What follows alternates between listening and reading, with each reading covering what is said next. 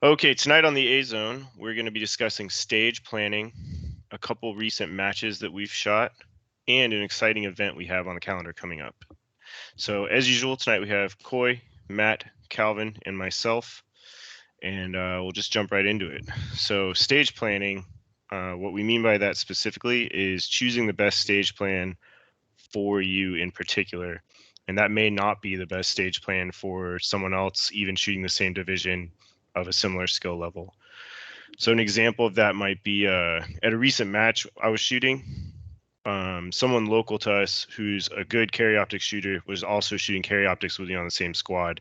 And being a typical production shooter, I'm not great at the carry optics stuff yet. So I was kind of just copying his plans and talking through our stage plans together. So there were a couple stages that he chose a plan that required some like kind of awkward positioning and some weird leans, which are not my strong suit at all, but I kind of just did them anyways. And it maybe saved a few steps or saved like a half position or one position or something like that. But it ended up being what I think was a worse stage plan for me, even though it might have been the right stage plan for him. And just because those things don't play to my strengths, whereas I would have been better off taking the extra position and being able to kind of hammer on the targets than having to tiptoe into a weird lean. So that's kind of the gist of this topic. So we can just go around and what do you guys think about that? Have you guys experienced similar things or what? So let's start with Calvin. Yeah, so I had a very similar situation at Production Nationals where a super squad member told me his plan. He was super adamant that his plan was the absolute best plan for the stage. And I won't name any names, but his name is similar to Ray Ray Jacuzzi. And and it was a stage. That's gonna be a nickname that sticks, I think. That's Yeah, so it was a stage where you had the option of either taking all four positions or doing only three positions, but then you had to shoot through 10 on the three positions. If you did four positions, you had several makeup shots, and there was some steel on the stage. And so I went through the plan, and the very first position, there was a steel popper, and I missed the popper. So I needed to make a makeup shot right there and then. So I went to slide lock. So the entire stage, I was shooting it to slide lock, and that really took away from the aggressiveness I could shoot at, and it just completely ruined my stage. Because in the back of your mind, like, oh, I have no makeup shots. Now I have to really slow down to get my hits. And despite that's not supposed to what you're supposed to do, but you end up doing it because like you're shooting in fear now and not able to shoot like normal. So all in all, yeah, that screwed me up pretty bad. Yeah, I know the exact stage you're talking about, and you and I had basically the same plan. We might have changed up a target order here and there, but we basically had the same plan, and I felt the same way. I kind of luckily didn't need the makeup shot, which was probably all luck, but I also felt like even with I finished the stage with a makeup shot available, and there was only one unless you did an extra reload. So even with that makeup shot available the whole time, I still felt like it was kind of managing way too much risk throughout the whole stage. So I definitely know what you're talking about there. I have no idea what shooter you're referring to that gave us that plan, though. I just kind of went with it, but I'm not gonna throw throw him under the bus or anything. no, but I do think it was and this is kind of the point I was getting at is I think it was probably the best plan for him. And I think it was also probably kind of like the mathematically optimized plan. It just Oh, absolutely. it was not the best plan for us. No. And part of that is, of course, the skill level difference between mere mortals and Ray Ray Jacuzzi. But there's also just the fact that, also just strengths and weaknesses even within a similar skill level as well. Yeah, because even a lot of super squad guys didn't do his plan. Yeah, that's true. So it's kind of interesting seeing that, and a lot of them ended up with extremely similar scores as well. So it makes you kind of think that well, you should just do what you're comfortable with, and within reason it doesn't really matter. If you save like 20 yards of running, then yeah, that's going to matter, but like within reason it's not that big of a deal. At least that's my impression. So Matt, you're up next. What do you think about all this? I mean, I can pretty much just say I've had a similar experience. Just maybe not the same shooter, but like told me a plan and I tried to execute on it. Didn't exactly work out for me because previously I did have a different stage plan and then I just shot his plan and it just fell apart. So Mhm. think about what you can do and just shoot to that. Yep, makes sense. So Coy, do you have any opinions on this subject? Yeah, I've got a hot take for you guys. You're all. I'm kidding. Wouldn't be the first time. No, I definitely just want to beat the horse really super dead. I think you hit the nail on the head there. It happens a lot, and depending on where you're at, I think you get different personalities that really want to impress you with the fact that their plan is definitely the best plan. And I think we've all probably experienced this, right? Like the really loud local GM that's like, "Look, dude, if you don't do it this way, you're wrong." And I beat your ass on a weekly basis. So I mean, the proof's pretty much there. But I guess after shooting enough for a while, you kind of get a sense of like, one, no, that doesn't make any sense whatsoever. Like, what do you even think of this stuff? And two, the plans pretty much don't matter. I had kind of a similar situation at Race Gun Nats a couple weeks ago or a week ago. My sense of time is gone. And I shot with guys that finish in the top 10 of their division, and I saw a lot of different things. Like there were a lot of different what do you call it, skill levels, and again, guys that finished in the top 10, which is not a small feat at nationals. And I've kind of just came to the conclusion you should probably in almost every situation do the first thing that pops into your head. Um, Maybe there should be tweaks if you like watch something else and you're like, that's not just 5% better, but that's legitimately 20% better. At that point is the point where you might consider changing. But for everything like less than 20%, it's like, no, just literally do the first thing that you thought of and stick to it. Yeah, I think that's definitely. I think we can all agree there for sure. And one thing that I always underestimate is it's hard in the moment for me, but then looking back, I'm always like, well, I should have done that. That was stupid. But it's the benefit of being able to really be aggressive when you run the stage plan. So it's like while you're standing there and you're walking around slowly at a walking pace, looking at all the targets with no pressure, it's like kind of it doesn't feel so hard getting into awkward positions or making sure that you hit a super specific spot on the ground or something like that. But then when you run it in the moment, it's like you can end up wasting a lot of time, like kind of trying to eke into a very tight position or something like that. So it's almost like, yeah, you might have saved a couple steps, but you could have taken those couple steps faster if you just, didn't have a really tight position to end up in, or you were closer to the target so you could just kind of run by them and hose them or whatever. So that for me, I think, is just remembering the value of being able to be aggressive. I think like Yeah, what if you you just didn't said think kind of of it, sparked. like, Coy, go. oh, Wait, no, sorry, Calvin.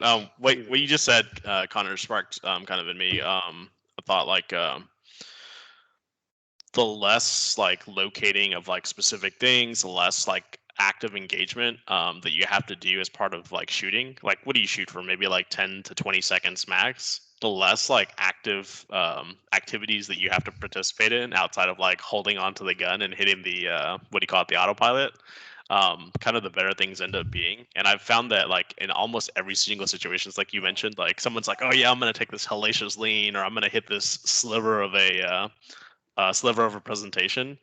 It's almost like I don't even know how to qualify it. Like 95% of the time is a terrible idea versus I'm Hmm. just gonna run to this part really really hard, stand here and then shoot these things, and things are gonna happen. Yeah, the stuff that always gets me is it's like, oh yeah, it's like I can see, I can eliminate a position if I stand right on this specific blade of grass, but if I'm off by a millimeter either way, then I'm going to be hunting for targets, and it's like, that it's going to be slower for me to hit that exact position than it is for me to just like take one extra position, but be able to stomp into it like the idiot that I am, and like, it's not a precise spot, and then I can just stomp on out, and it's not that big of a deal. Yeah, and I was saying like, if you didn't think of it initially, you probably haven't practiced it. And do you want to do something that you've never practiced at a match, especially at a level 2 and above match? Yeah, that's a really good point. I think also kind of a like litmus test for me is if I look at a plan and there's anything like I'm thinking about shooting the stage and there's something that's worrying me, like if it's something unavoidable like a tough partial target or a far piece of steel with no makeup shots or something like that, then okay, that's going to worry me and there's nothing you can do about it. But if it's like a stage plan related thing and I'm like, oh, I'm kind of worried about hitting that position, or I'm a little worried like if I don't hit that lean right, I'm gonna, not be able to see that target, and I'll end up having to step out and do this awkward thing. If you're worried about any of that, just ask yourself, like, do I actually need to do it? And if you can avoid doing it, then don't do something that you're gonna worry about. But that's been kind of my litmus test at matches. It's just like, does that worry me? Okay, then try to bail on doing it. I was actually kind of interested to hear you say something like that, and I totally forgot to ask. But do you guys have like things that like kind of like how Connor's saying, like when you go through your walkthrough, there are like personal checklists? Because I do the same thing actually. My checklist is slightly different, but I there's a total different discussion that we don't have to get into. But like walkthroughs at full speed versus not. So I prefer not, but I also prefer not because if I ever find myself having to do something weird in a not fast walkthrough, if I have to like lean in a slow walkthrough, that's an indicator for me, like that litmus test of, okay, this is whether or not this is obvious without running it. It's obvious not running it, and so this position is going to be like kind of weird, kind of not normal, not just like standing erect or straight. So there's something specific that has to be found there. Or if you have to like, if you're just like walking around normally, like you were saying, like that's in my list of like this could potentially go wrong. So find a way not to do this wrong. Like if you have to like find the fault line of your foot, that's different than having to like stare down, look at a nail, and like pace the number of steps from one position to the next, or things like that. Like I consider those to be like the indicators I have. I was wondering, like Calvin or Matt, if you guys have indicators like that you look for. No, I'm really dumb, so I have to do things at full speed to see whether it'll fall apart or not. That's funny. Matt, do you have any thoughts on the subject? I mean, I personally know what I'm capable of, and it feels like I'm comfortable doing it slow. That I'm not going to do it.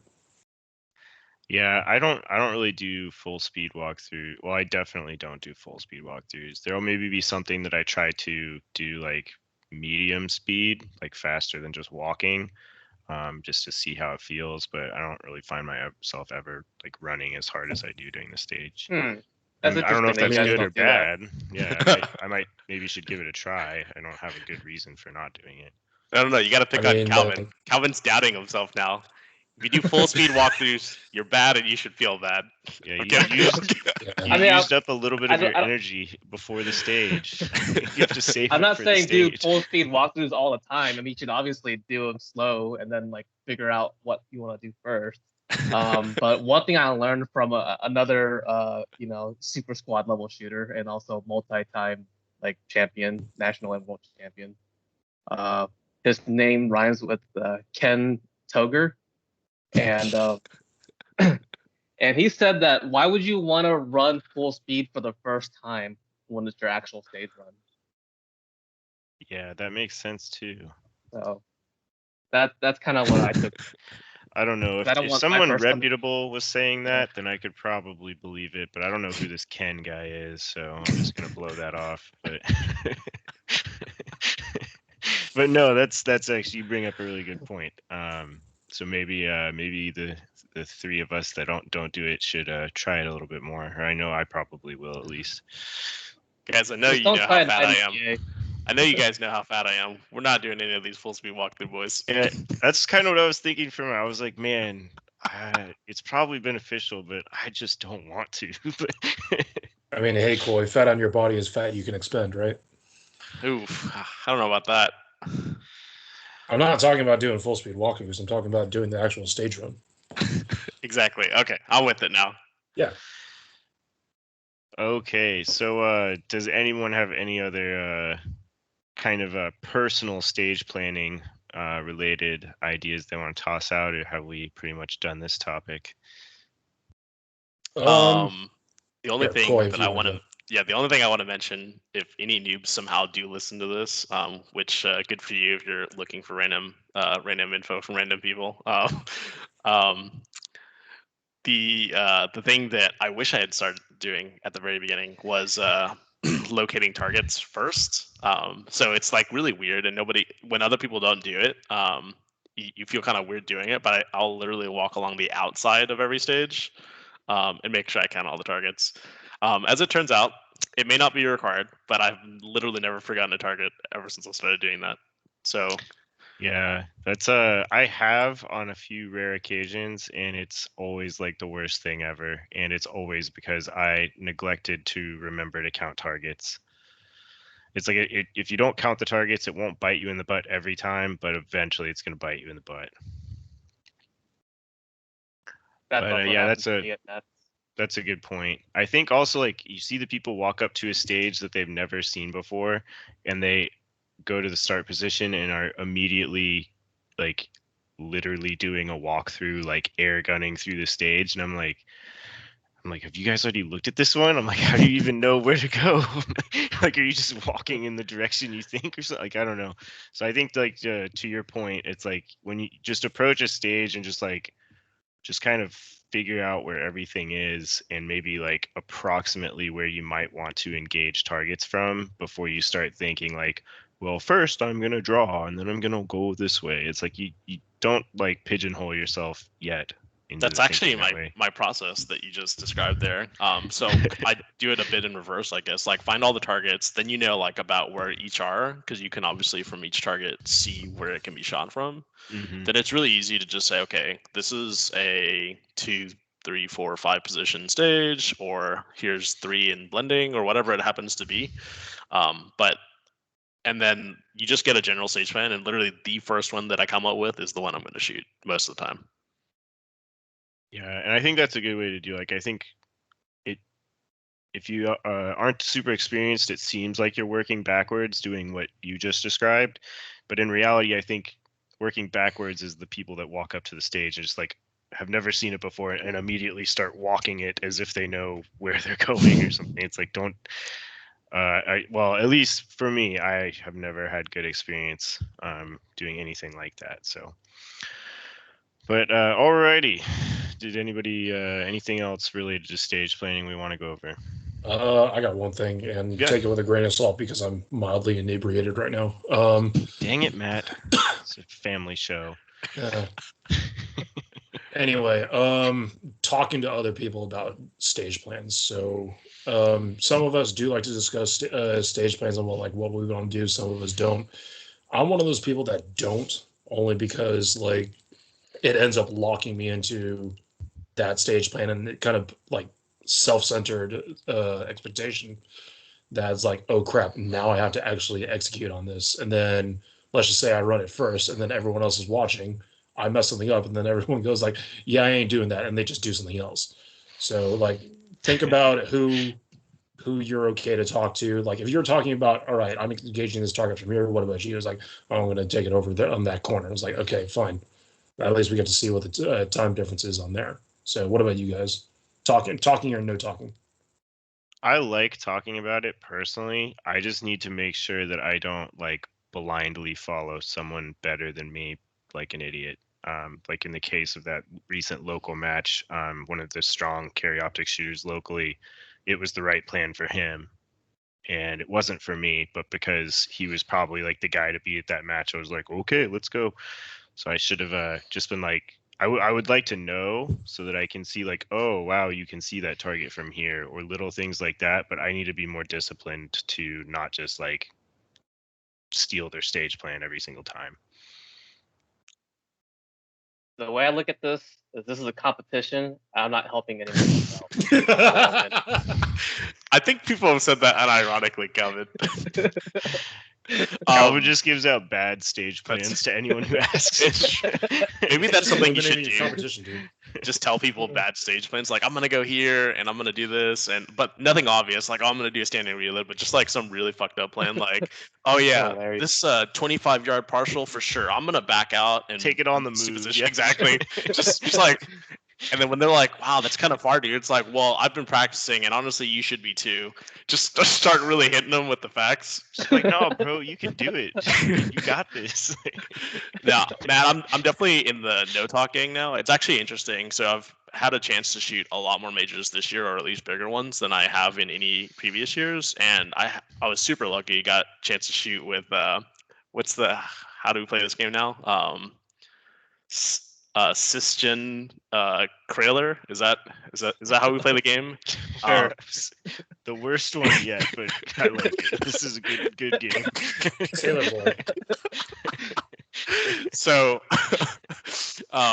everyone's like, obviously, he's kind of well known for his shooting or whatever, and so everyone's asking, hey, what's your plan? What are you gonna do? All this kind of stuff, and honestly, it feels a little weird because a lot of people might say, well, yeah, there's something to be gained there, but I legitimately never asked him once what his stage plan was, and kind of don't care because again, to what you were talking about, like what's good for you and what's good for somebody else is not necessarily the same thing. And yeah, while he's probably going to clean house by at least 10% at most matches, the idea that I can just reproduce the plans and get a similar result is kind of, I don't know,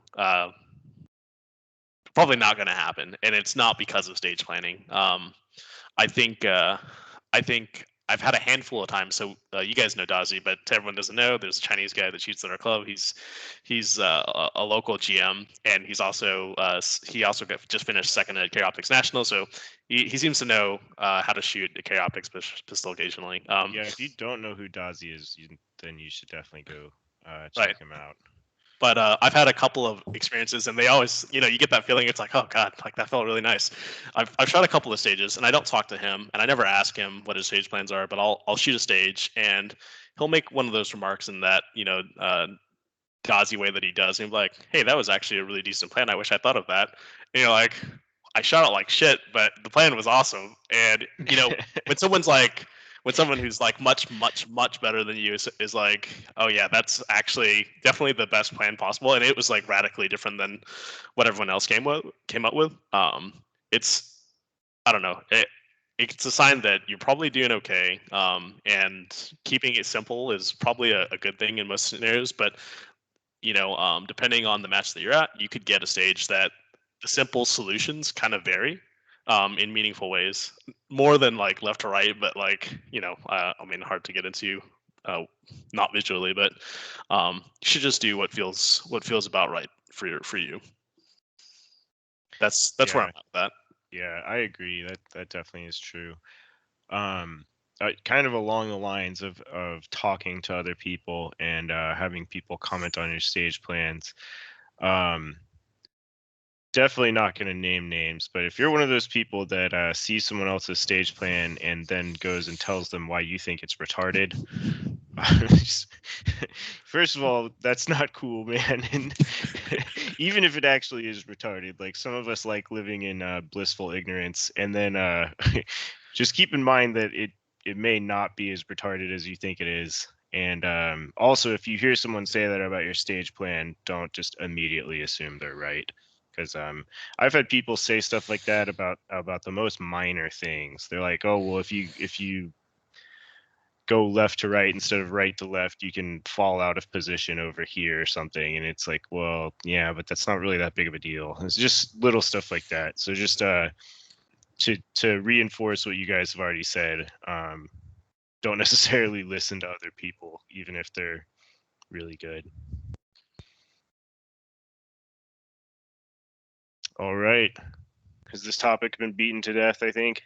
I think we did so. it. Cool. Okay. So next up, I wanted to, I haven't really done much interesting recently. I've just been kind of off season, showing up to local matches, but I know you guys have done some interesting matches recently. So I was hoping to hear about those. So I guess I'm just gonna call Matt out first. Let's go with that. So Matt went to Carry Optics Nationals recently, and tell us about the match. I mean, I haven't really attended that many nationals before. Oh shit, my phone's going off. But like, I don't know. It's my first nationals. I didn't really know what to expect, so I decided not to really expect much. I heard there was food this time. Yeah, there actually was food this time, except that if you were like the last 20 people, you got backup McDonald's cheeseburgers. That's better than what we had. Yeah, at Production Nationals, you had to be like the first 20 people, or you got laughed at by the catering staff. Yeah. I don't want to give away spoilers, but McDonald's cheeseburgers is probably better than the. I don't know what you guys had yours, but it was spaghetti and Alfredo in mine. Yeah, I don't know what we had either. Yeah, I have no clue. Peasants. But I mean, like, the stages were overall pretty good, except for one. But I mean, they all challenged a specific variety of things that the stage designers wanted you to try out. So I'm willing to bet that was the same for the rest of y'all. Yeah, I actually thought the stages were pretty good at low cap. They were maybe a little vanilla and maybe not quite as challenging as I expected, but both of my previous nationals experience were in Frostproof, so that's kind of known for very difficult stages. But yeah, I thought the stages were one of the few things that didn't deserve a ton of criticism. Yeah, I mean, like for Carry Optics Nationals as an example, like there were definitely a few stages that actually stretched the capabilities of a 140 millimeter magazine. So like there was like an L-shaped shooting area, and there was like 2 targets that were at give or take 5 yards, and then you had to take at least one target out at 20. You do a quick sprint around the L, and then pretty much you're shooting to at least 20 if you don't do any makeups. So like that's an example of stretching out a magazine or the capabilities of whatever you have. Some things there were also just long running areas. I mean, yeah, just very specific variety that tested shooting capabilities and athleticism. Cool. Anything else about the match you want to discuss, or that's pretty much the noteworthy stuff? Regarding stages, that's all I want to talk about. Cool. Okay. So if you didn't want to talk about porta potties, I assumed that they existed. So they pretty much doubled porta potties and then had a women's only section in each of the 3 areas. That's good. Is this a safe space, guys? This is a safe space. You can roast whoever you want to roast as long as it's not us. No, it's me. I'm gonna roast my fucking self. So I'm getting out of the porta potty once, and I shut the door, and one of the ROs on the stage right across the way, one of the ROs is just like staring daggers at me. I'm like, what the fuck is this lady's problem? Oh, I didn't know. I was coming out of the ladies only porta potty. Nice. Hey, you can self-identify however you want nowadays. So I'm just saying, who puts a sign on the door? Who reads porta potties? I do. I still go in whichever one's empty. And I had so not to jump ahead to race guide, but I also had a porta potty opened on me because apparently in the shooting community, all of us have ape strength because of all this fantastic shooting and grip training that we do. So the little slider on the door, right? It's like one of these that like no, this one was one that slides horizontally, right? And when it slid to the lock position, it didn't go red or say lock or have a lock picture or anything. It just goes from like green to black. So when the little window is black, is that locked or not locked? Anyways, this motherfucker comes in, rips the door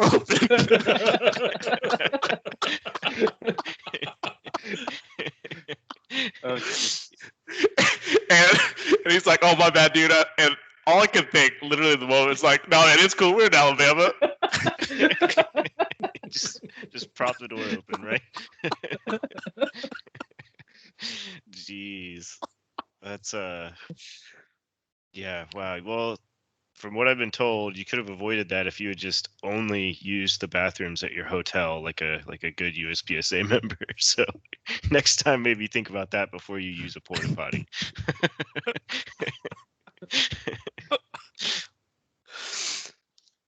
Okay, well, I think that's a good segue into Race Gun Nationals. So, what did you think about it overall, or anything specific, or whatever?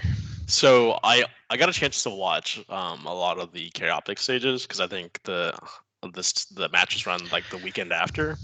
And so I looked at it, and I actually looked at the stages from people's videos, and I was like, man, this is a hell of a match. This looks tough. Um, Open Nationals or Race Gun Nationals was basically Chaoptics Nationals, like dialed down some, and I loved it because there was like half the one-handed shooting. You have like 29 round mag, so there's like literally half the reloading. I mean, pretty much every part of the match that looked terrible on video, like terrible to do, not terrible as an experience, but terrible to do, like carrying a 20-pound ammo box down range. Like that just turned into a straight sprint for Race Gun Nationals. It was shoot some stuff on the left, right, left. Ammo box? No ammo box, and Oh, wow.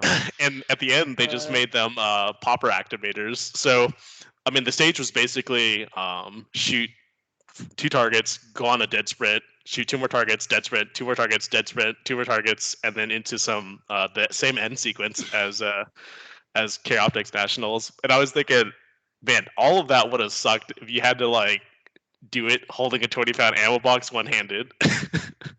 Yeah, 20 pounds isn't that crazy heavy, but if you think about it like counterbalancing your body and stuff after you get done running, like I don't think I've shot with a weight like that before, but I could see how that would make things pretty difficult. About that 20-pound ammo box stage, we were looking down the list, and like there was one shooter who was beating everyone by like 17 seconds on the stage. We're like, how the heck is this possible?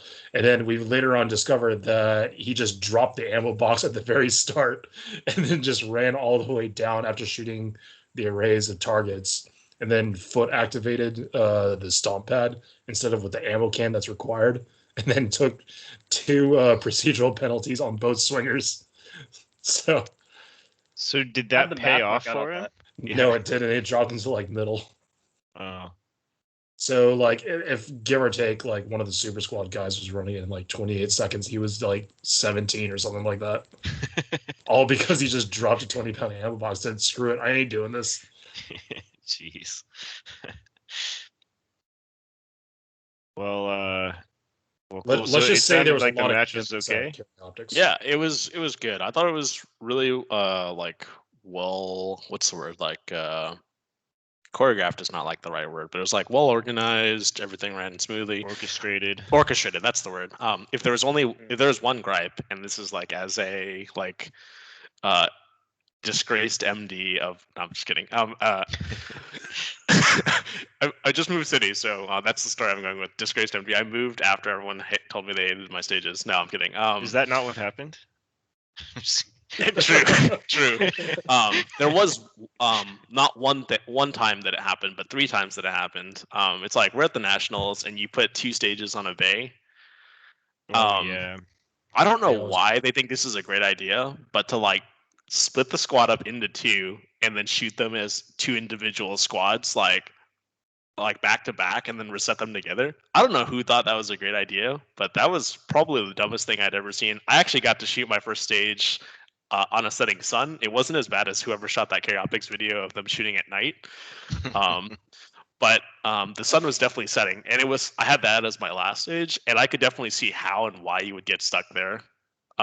We had some of your people, Matt, shooting that stage, and they're they're really active resetters. Which one was this? Was this section C? Yeah. Yeah. It's the so what was worse was one of the stages was a speed shoot, super fast. I think it was like 10 rounds total, and the other stage was a 2-string standard stage with a weekend reload. And as if that was ever going to be fast just from the shooting, then you divide it up into 2 strings. Like, I don't know who doesn't get this yet in 2021, but a 2-string stage is 2 stages of time. Like, I just don't know how else to say this. And especially at the Nationals, I don't care if it's like 8 targets on 4 target stands, literally 5 yards away. Someone is gonna go Yep. for like 5 minutes, easy. Yep. I mean, like, Koi, question for you. Total stage completion for that one. How much time did you complete it in? I honestly couldn't remember without looking up on practice score. Okay. It was not crazy bad, except for I had this weird situation where apparently when I was doing make ready for the second string, I did the what do you call it? I don't know who came up with this, but I did the katana reload.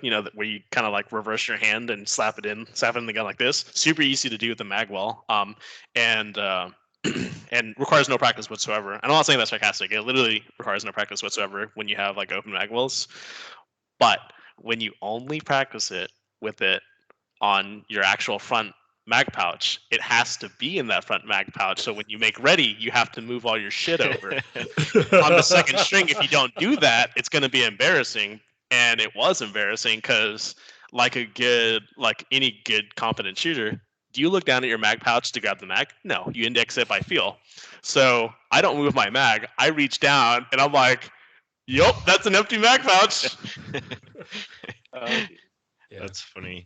But I mean, like, regarding that stage, like, I'm guessing you were like 20 something, somewhere mid 20s, maybe. Yeah, that sounded like pretty. There was pretty much about an average time. That sounds right for basically not leaving a dumpster fire. I will say what was extraordinarily interesting to me, outside of what I saw was like the really high level G shooters. What was interesting to me was iron shooters seem to really have the weekend only dialed in, and everyone with the dot did not, which was, I know there wasn't that really there is not that divide at Carry Optics because it's like rifles versus handguns, but it seemed like all the limited guys just tracked to their sights way, way, way, way better than people shooting open. Even the people that shot open well didn't do it nearly as proficiently as. And I think we talked about this before, maybe about like how unconventional shooting is easier of irons because you have to or you can index more places.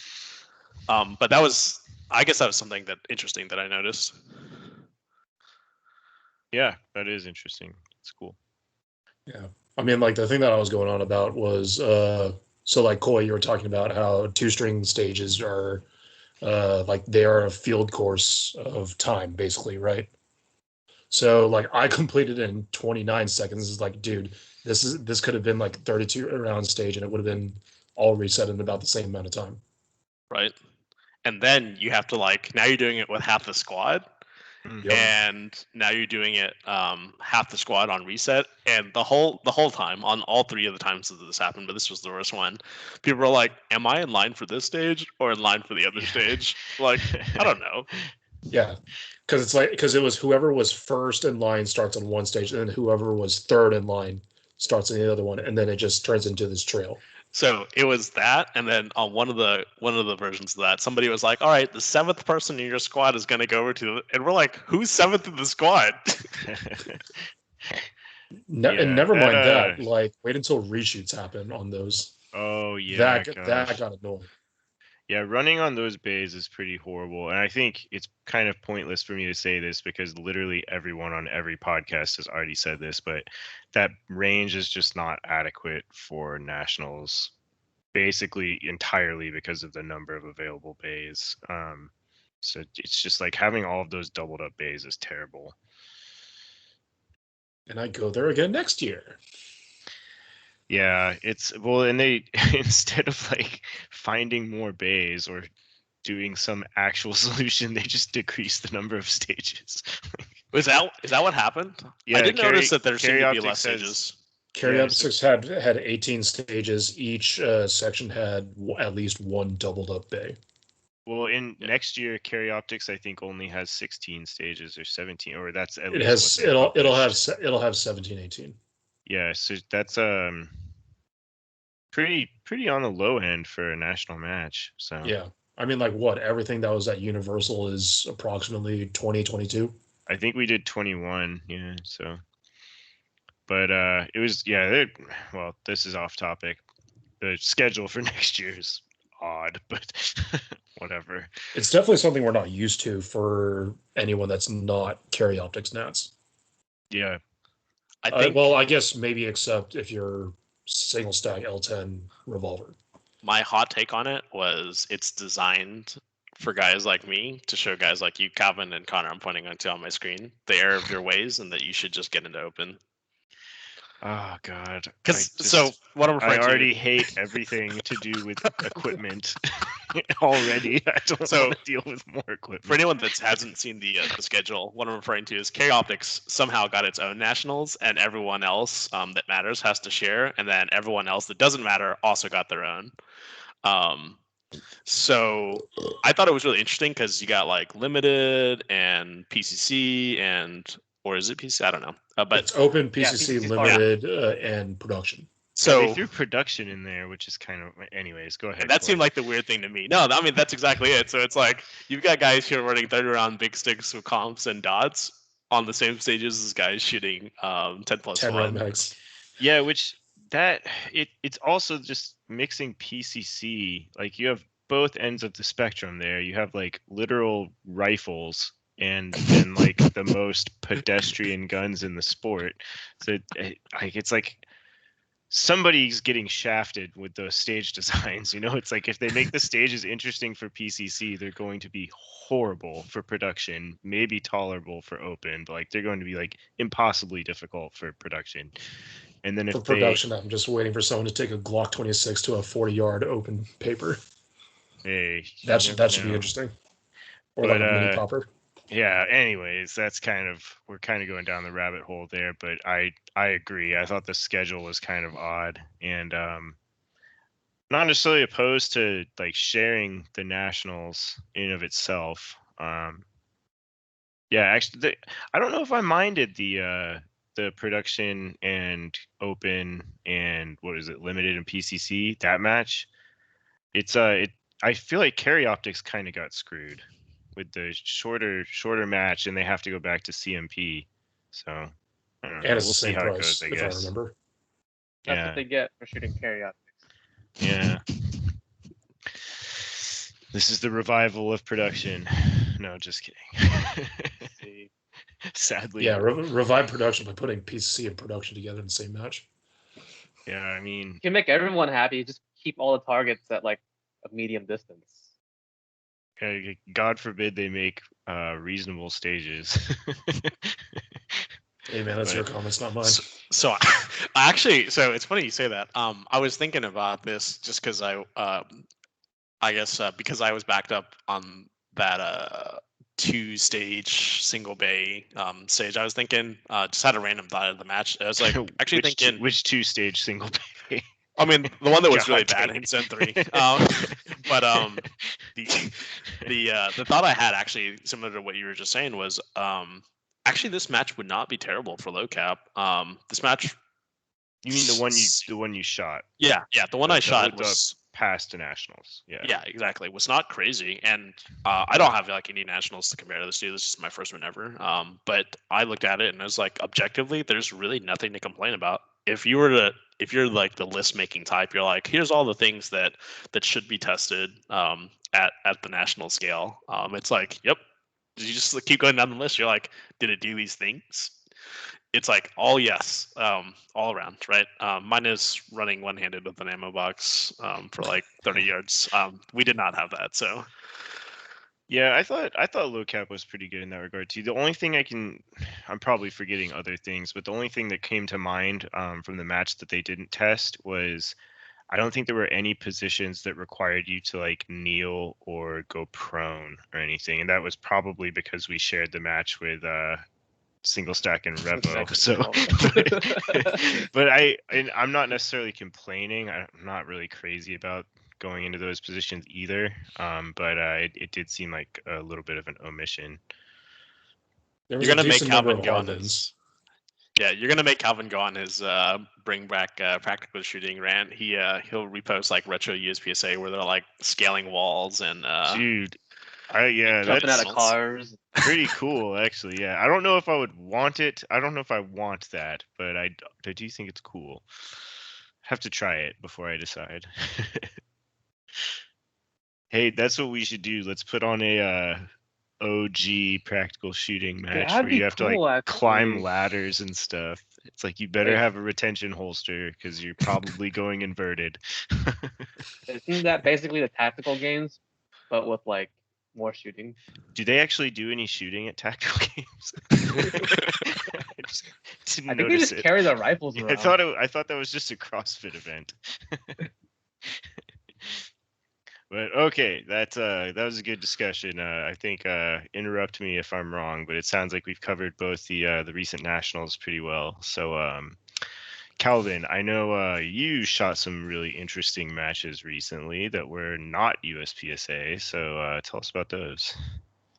So for those of you who don't know me, I am a big AK person. I like AKs, so I go and shoot these AK matches here. One is called Kalash Bash, and that happens somewhere in the Houston area. Koi, you're with me. And then there's another one. This one's hosted by Rifle Dynamics, and that one is in Las Vegas. So they're like outlaw carbine matches. They follow UML rules. So if you're like a big like USPSA shooter and you like to follow like rules to a T, this type of match may not be your thing because it's like it's a match. These matches are kind of made for newer shooters who don't have a whole lot of match experience. They're trying to get guys who just own AKs out to shoot. So it's a lot of fun, but it's not as official as say like USPSA or something like that. But it definitely caters more to like the gun collecting crowd. So there'll be vendors out there, and you can buy stuff like rare AK parts and guns. So you can try out vendors' guns.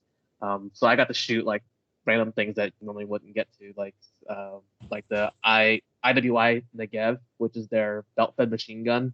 They bring stuff like that out. I shot like an RPG trainer, bunch of Galil aces, you name it. So it's pretty cool. That And sounds also, cool. I also taught Koi that the Galil, which is you'll see a lot of Galils at Clash Bash and Red October because they're sponsored by the top gun shooters. But the Galil was actually designed by a guy named Yisrael Balashnikov. Rhymes with Kalashnikov. That's why it's funny. I thought he was trolling me for real. Yeah, I was going to say, is that the real thing, or are we doing the nicknames? No, that's his real name. No, I had to look him up, and I was like, fuck you, Calvin. You just updated the Wikipedia page. This is like, so the guy's name is what? Something Michael, was it, or is that the other guy? Yisrael Yeah, his name Balashnikov is was his Israel original name. Balashnikov, and I'm like, no, this is bullshit. like You just made this up. We have we have AK-47s at home. Like we don't. Right? There's a meme in there somewhere. I thought it was like the Cardi B, like Barty B kind of thing. Like, but yeah, Calvin says that a lot of Galil Aces are there because of the title sponsor. I'm going to put out there into the world that the match should be renamed from Kalash Bash to Galash Bash because basically some company was smart enough to figure out that the actual U.S. market is for guns that are some other gun in spirit, but basically an AR. and that's what everyone wants. There's a joke about that. It's like hey everyone, look at my Mark 18 inspired build, and it looks nothing like a Mark 8. It's like what? Yeah, that's basically the Galil Ace. I think it's a good firearm. Like it's a well-made gun. That's cool. But it kind of detracts away from the AK a bit if you're a purist. So my take on it, it should for an AK event. I actually don't even think it should be allowed. But that's just one dude's opinion, and obviously they want to sell a lot of interesting guns. But it's kind of like in production, right? That's like saying a single action gun should be allowed in production, right? It's like something has clearly been designed. Well, maybe not totally designed for this purpose, but with definitely like a competitive edge in mind. So it's like take all the stuff you don't like about a particular kind of gun, and then like make it different in lots of minor ways, so like flashlights and lasers, whatever, like kind of like that. But let's imagine like they were meaningful things for rifles. I feel like that's what the. Wait, I feel like are that's you what saying flashlights and lasers aren't meaningful? What am I gonna do with my brass flashlight now? God. You're gonna use it to light up your stage because you're gonna be shooting late. Well, yeah, now I need Exactly. a real flashlight. The brass, they need to stop putting keychain lights in the brass one and put real ones in there. So how mad would you be if that was like actually a new meta, where USPSA MDs are like, no, we're gonna legitimize the rule change, and the stage is gonna be shot in the dark. If it were everyone shooting in the dark, that actually sounds cool. Like I feel like for anyone who's not like deep in the weeds with USPSA listening to this, it's like people weren't complaining about shooting in the dark. Shooting in the dark sounds fun, actually. You know, like running around with a flashlight, hosing targets. That sounds cool. It's the fact that some people had to shoot in the dark and some people didn't, and shooting in the dark is just like objectively harder. So, but yeah, no. If someone had a match like that where they somehow kept it fair, like the whole match was in the dark, start to finish, or something like that, just a way so people don't get screwed on like one stage. That sounds pretty fun. Yeah, I would still think the rule change was stupid, but man, if we have flashlights, we might as well use them. Man, like people would be gaming all kinds of crazy stuff like low smoke, low powder, or low smoke and low flash powders and stuff. That's a good point. I wouldn't even thought of that. Yeah, they probably That's would. what the Spear Gold Dot Gen 2 or G2 is like. That's why the FBI picked it because it like works really well at night. Wow. I didn't know that. That's cool. Yeah, that would be one of those things that it might be fun for a local match every once in a while, but I would be legitimately angry if you had to shoot in the dark at a like level 2 or level 3. Speaking of shooting in the dark, if the RO can't see you 180 DQ, you did it 180 DQ. That's true. That's a good point.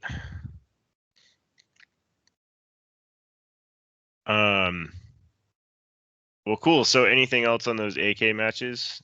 I was gonna ask this, briefly, because I'm not familiar with the rules, but briefly, what's the scoring like? Like, is it like 2 per target, or it's not hit It factor, depends right? on which RO you talk to and Oh, what stage fun. you're on. Yay, outlaw. It's being rough. At Clash Bash, it wasn't that bad. So it's Yeah. like there's like one stage out of all of the stages that had like a interesting, or sorry, when I say interesting, a peculiar scoring scheme that was only relevant on that stage. But in general, at these like 2-gun outlaw, or sorry, rifle only outlaw matches, I think it's like what do you call it? Two anywhere is generally the move, with one on the alpha being okay. So I think it introduces a dynamic that is actually kind of interesting when you have limited capacity. Doesn't matter at all if you have open, obviously, but they use time plus scoring. Or is that right? It's Yeah, whatever time scoring that's like close. It's like kind of like hit factors distant relative, where every stage has a score and the winner gets a % of it. Oh, but they just use time plus instead. Exactly. Yeah. Oh, that's weird. So it's Yeah, like I said, it's hit factors like distant cousin. Yeah, It's I mean, like- at least the So, stages time are factor. weighted then. Yeah, yeah, time factor, exactly. Time factor. Yeah, It's I like would the say name of a 90s video game. Redcover did have a wider variety of like scoring differences. So there were some stages where like you had to shoot 2. They did like these no shoot type targets, or they were like hard. There's some kind of like partials, and even if you landed 2 in you had to land 2 in the target, even if they're both in the head. So there was a stage like that. There was also one where the targets had sappy plates, and you had the option of shooting either 4 in the sappy plate or 1 in the head. And I think a what plate? body armor, dude. Oh. Did they Jeez. use real body armor?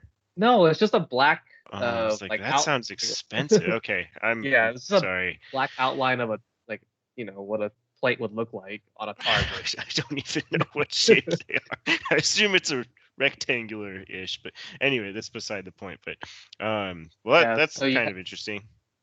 yeah, basically, if you could do any math, it was definitely faster to shoot 1 headshot than 4 in a body armor plate.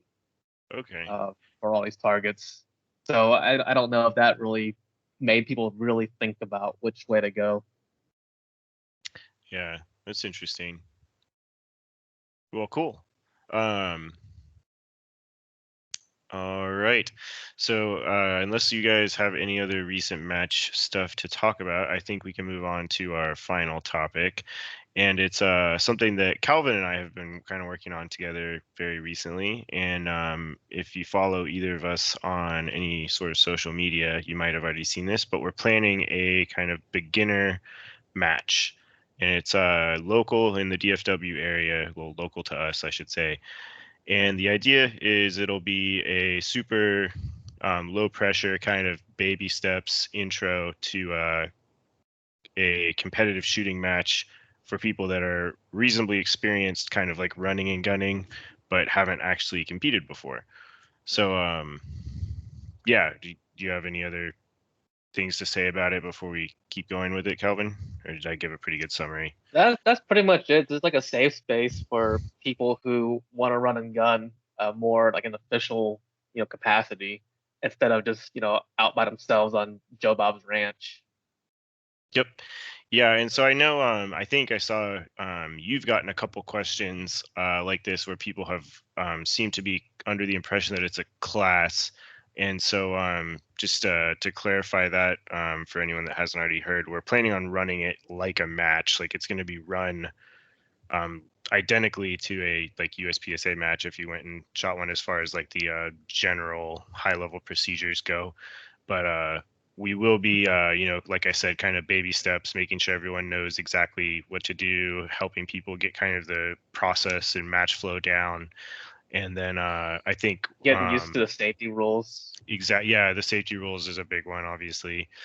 And then we'll also we have I think at least 5 experienced ROs, people who have competed in USPSA for a while now, who will be primarily being like the safety ROs, but also will be including us too. We'll be helping kind of hand out some general advice that's hopefully helpful for people that want to jump into the sport.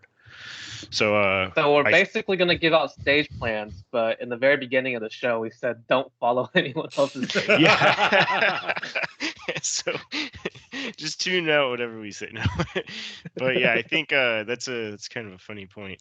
So hopefully no one that's going listens to our podcast of all of our 4 viewers. But I think yeah, so if you're planning on attending or maybe hearing this and thinking about attending in the future, I think yeah, we're probably going to give out like a stage plan, and we're going to stick to reasonably simple stages as well, just because I think, well, at least my thought was we would have the focus be on kind of learning how a match works and navigating a stage, not like dealing with some difficult memory stage at your first match or something like that. It's kind of stupid.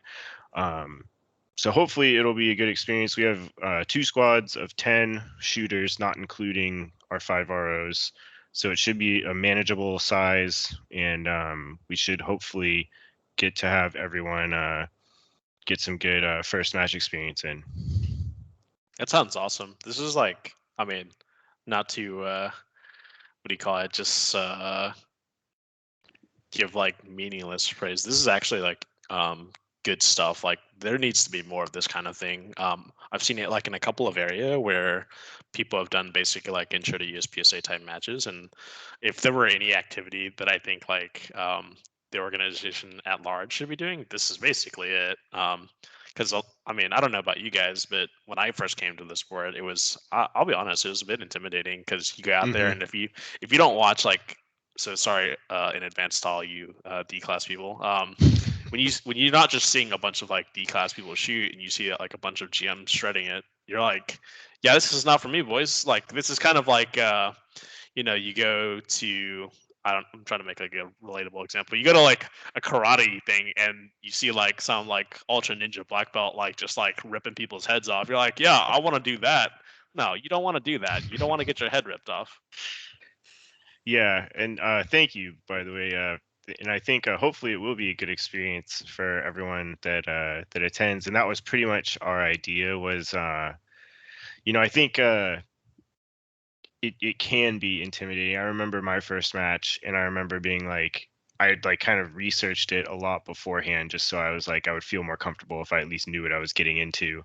And then, showed up and I was like, oh, wow. It was just kind of taking it all in. So I think and that was just a regular USPSA match. So like, there's obviously lots of nice people there willing to take your hand and walk you through everything. But I think having more of a targeted event at people going to their first match will, we hope, be helpful.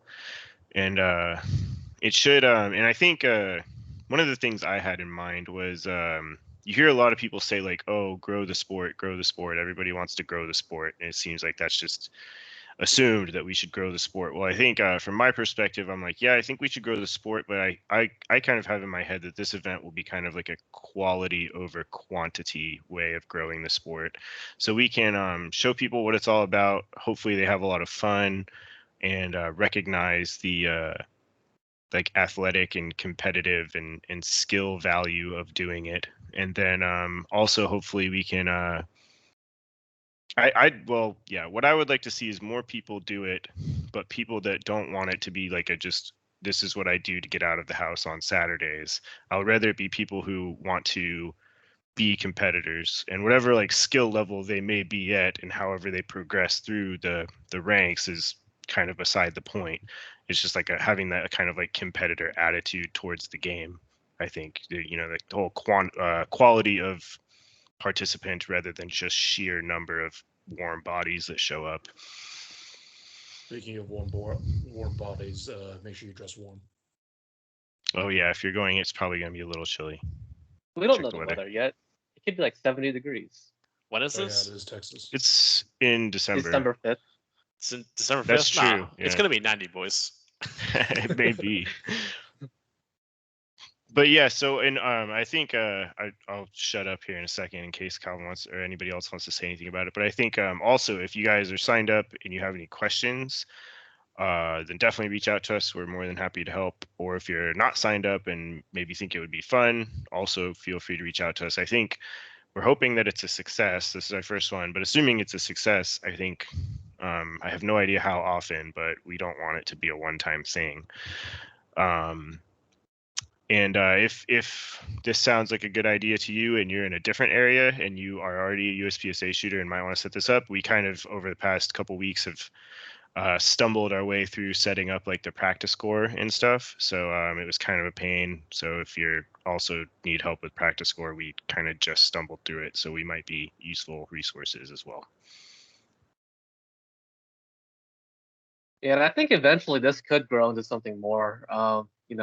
Like a bigger beginner match to get, because right now we're capped at 20, but once we get more comfortable with our capacity, we can increase that. And this may lead to, classes and, more education for people who are getting the practical shooting.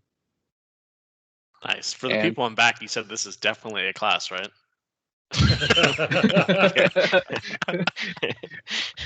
We're gonna be Not all yet. standing on a line shooting at the bullseye targets together at the Are you same guys time. gonna bring the casings that people can put on their front sights, that kind of thing?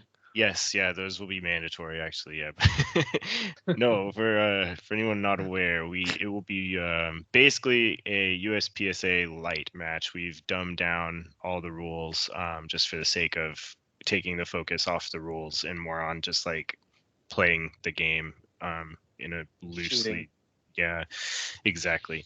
So And it will be hit time factor factor? scoring. Yeah, it's Time actually factor? I was about to say where it's not time factor. It's gonna be hit factor scoring, and I think at this point we've kind of landed on just scoring everyone minor regardless what you're shooting. But so if you're listening and thinking about attending and you don't know what that means, then don't worry. We're gonna it's super simple and we're gonna explain it at the match. The computer does a score for you. You don't even Yep. have to know how to do it. Hey, Yep. Connor, are And- flashlights allowed? Flashlights are yeah. allowed. Yeah, we're doing pretty much anything goes. I think We're so. pretty 9mm is the minimum, and I think Mhm. we're doing like an irons and an optics for anyone not familiar. So someone could roll out there with like a true open gun and shoot optics, but if you do, we're gonna know that you're not new to the sport. So You'd be surprised by how many people own a checkmate and don't shoot USPSA. Oh, yeah, that's a good point. Yeah, but yeah, so we're just super They simple. might have like an only two appendix divisions, holder yeah. for it though. That would be kind of cool, actually. Assuming they can actually shoot it, but. Is that a checkmate parrot in your pants, or are you happy to see me? But yeah. So anything else we want to mention about that? Can't think of anything myself. No, I mean we kept the gear requirements pretty low Mm-hmm. and the gear restrictions pretty low. So pretty much, if you have a 9mm handgun and like a way to hold a couple mags, like you are good to go. Mm-hmm. Yep. And I can't remember if we already mentioned it, at least on here. We've put this out publicly, but it is December 5th of this year. So we're already full up, but that's when it is. Just be on the lookout for future ones. It'll get posted, stories and posts on IG and Facebook. Yeah, assuming it's a success. If we get out there and everyone tells us how dumb it was, then we may rethink it. But hopefully, we want everyone to have fun and hopefully have a. I mean, you're probably not going to get better in one day, but like you'll at least kind of, I think, have your eyes opened as to the types of things you might be able to practice to get better. So. And the Top cool thing feedback. is, what's that? What? I said top feedback. This class sucks. Yeah. God. Yeah, I We're mean, on gonna the get plus side, comments about how it's like they only shot 6 individual times. They didn't even get a bunch of reps in. Like, oh my god. Sorry, Calvin. Go ahead. on the plus side, we do have some pretty experienced shooters. Like none of us are garbage. So they'll see like what a experienced shooter will do, and then also be able to compare themselves against like newer shooters and see what the difference is. Yeah, and that's a good point. I'm actually glad you remembered to mention that because I had forgotten. So we will obviously, all of the 5 ROs won't just be there ROing, they'll be doing that too, but they'll also be shooting the stages themselves as part of the match. So for the sake of like demoing, like Calvin said, and then hopefully seeing a bunch of the more experienced guys shoot will kind of just give you an idea of like how things are typically go once you kind of get into the game a little bit more. Yeah, spoiler alert, it doesn't look like what Instagram shows you. It does if you only post Instagram worthy runs. Oh, that's true. That's why I haven't posted in a while. But cool. Well, I think that's all I can think of on that topic. I don't know. I didn't even ask for listener questions. Did you guys have any listener questions to even go over? No. Yeah, me neither. Did you say there were like 4 listeners? Is it not just like the three other ones of us here on the call like liking it? I've actually sent in all of the listener questions that we've gone over up to this date. So I'm just we've just been answering my questions. You made this podcast so spontaneous for today that we didn't have time to ask for questions. Yeah, so if you That was guys my fault. yeah, if you guys have questions that you didn't get to ask today because it was unplanned, then that's on you for not being on your toes, boys. So make sure you let us know. And always be ready for a podcast, because. Make sure to ask Connor gear questions. He loves those. Oh yeah, if you ask me gear questions, I'm just going to tell you to buy a Shadow 2 because I don't know anything about any other guns. So. That should be the topic we kick off with next time. Like which flashlight's the best? The X300, the new mod light. Jesus, we did a gear episode and we forgot to talk one. about which flashlight to buy. Oh no. Oh god. We've been saying lock flashlight, so there you go. Yeah.